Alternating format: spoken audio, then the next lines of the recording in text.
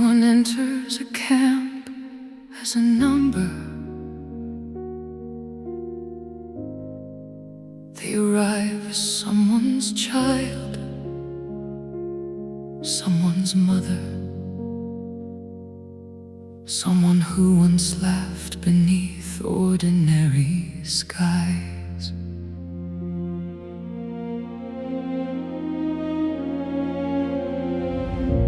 The cold became a language of its own, sleeping beside hunger every night. People learn to hide pieces of bread, like they were protecting pieces of life. A father traded buttons for potatoes. A mother whispered stories in the dark, just to keep a frightened little boy believing that human hearts could survive where hope was hard. And every morning felt impossible, but somehow they stood again. Inside the camps they tried to erase names, reduce souls into silence and obedience.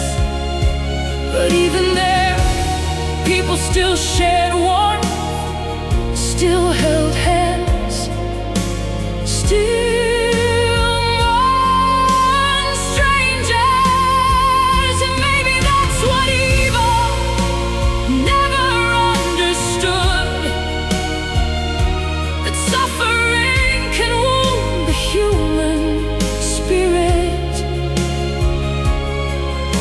but kindness can survive inside the ruins. Some stopped speaking altogether because grief had exhausted every word.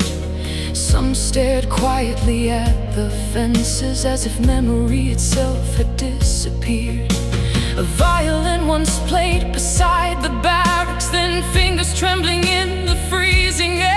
And for a moment people closed their eyes, remembering there was once a world beyond despair.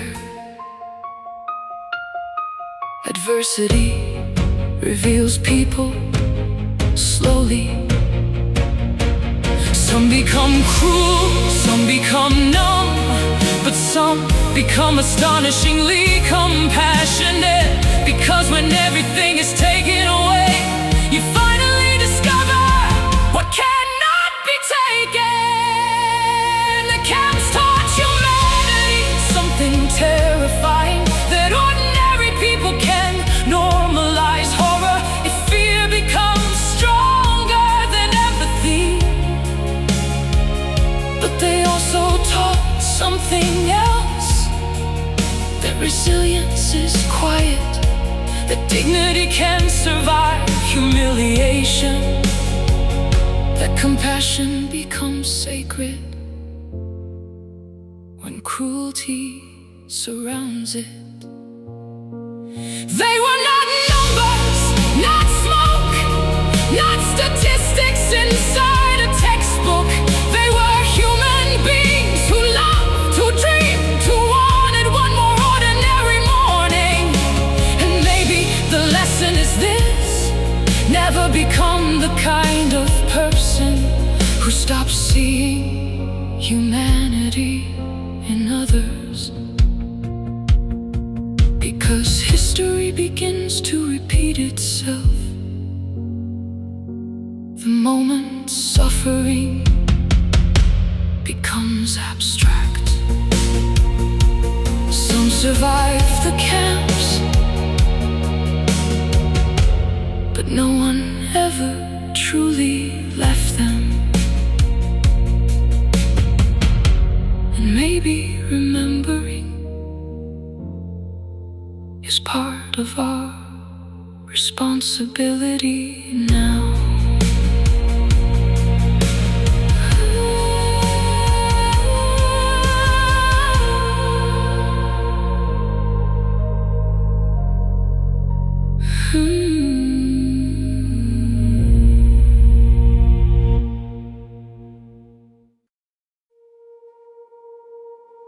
Nadie entra a un campo siendo un número.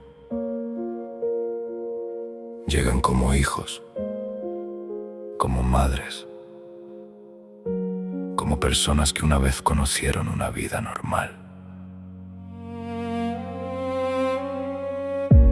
El frío se volvió otro idioma. Dormían junto al hambre todas las noches. La gente escondía pedazos de pan como si escondieran pedazos de vida. Un padre cambiando botones por papas, una madre contando historias en la oscuridad, solo para que un niño pequeño no olvidara cómo se sentía la esperanza. Y cada mañana parecía imposible, pero aún así volvían a levantarse.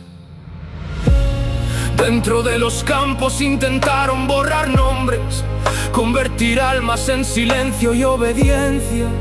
Pero incluso ahí, la gente seguía compartiendo calor, seguía tomando manos, seguía llorando por extraños. Y tal vez eso fue lo que el odio nunca entendió: que el sufrimiento puede romper cuerpos, pero la bondad todavía sobrevive entre ruinas. Algunos dejaron de hablar completamente porque el dolor agotó todas las palabras. Otros miraban las cercas en silencio, como si la memoria desapareciera lentamente. Un violín sonaba junto a los barracones, dedos temblando en el aire congelado. Y por un instante todos cerraban los ojos, recordando que alguna vez existió un mundo fuera del horror. La adversidad revela lentamente quién eres. Algunos se vuelven crueles, algunos se vuelven vacíos, pero otros se vuelven increíblemente compasivos. Porque cuando todo te es quitado, descubres lo que nadie puede quitarte. Los campos enseñaron algo aterrador a la humanidad: que las personas normales pueden acostumbrarse al horror cuando el miedo se vuelve más fuerte que la empatía. Pero también enseñaron otra cosa: que la resistencia es silenciosa, que la dignidad puede sobrevivir humillaciones, que la compasión se vuelve sagrada cuando la crueldad domina todo. No eran números, ni humo, ni estadísticas en libros de historia. Eran personas que amaban, que soñaban, que querían una mañana más. Y quizás la lección sea esta: nunca te conviertas en alguien incapaz de ver humanidad en otros, porque la historia empieza a repetirse cuando el sufrimiento se vuelve abstracto. Algunos sobrevivieron los campos, pero nadie salió realmente de ellos. Y quizá recordar sea ahora parte de nuestra responsabilidad.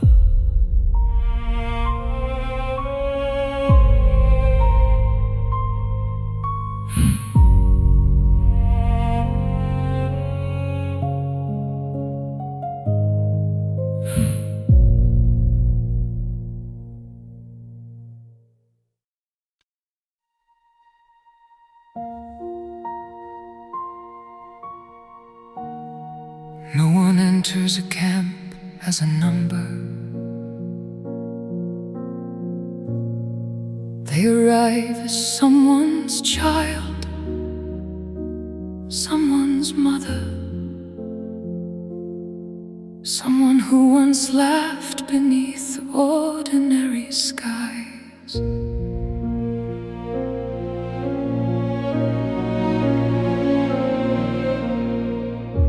The cold became a language of its own, sleeping beside hunger every night. People learn to hide pieces of bread, like they were protecting pieces of life. A father traded buttons for potatoes. A mother whispered stories in the dark, just to keep a frightened little boy believing that human hearts could survive where hope was hard. And every morning felt impossible, but somehow they stood again. Inside the camps they tried to erase names, reduce souls into silence and obedience.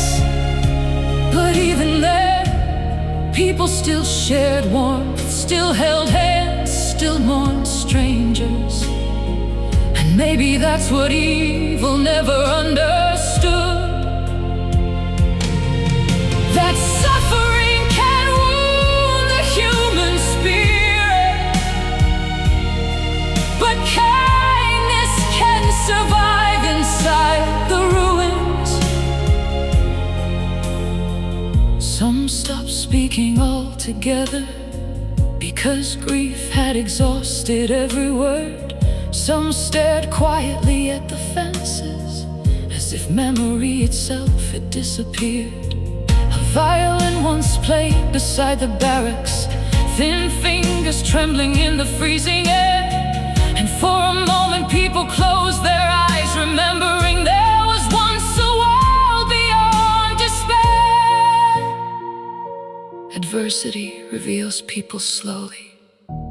Some become cruel, some become numb, but some become astonishingly compassionate. Because when everything is taken away, you finally discover what cannot be taken. The camps taught humanity something terrifying, that ordinary people can normalize horror if fear becomes stronger than empathy. But they also taught something else, that resilience is quiet, that dignity can survive humiliation, that compassion becomes sacred when cruelty surrounds it.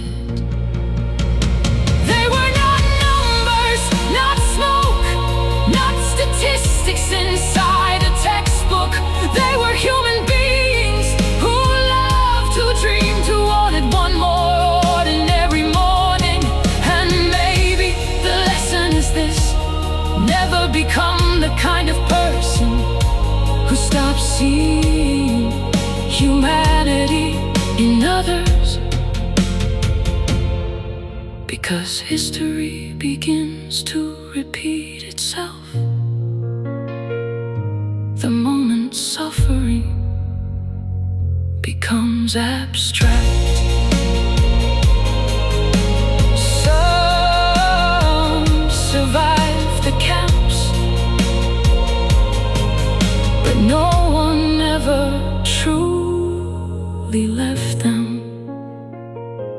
And maybe remembering is part of our responsibility now.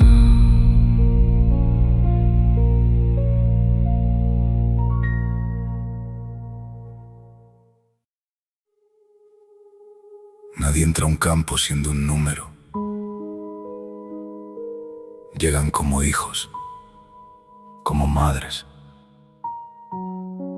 como personas que una vez conocieron una vida normal.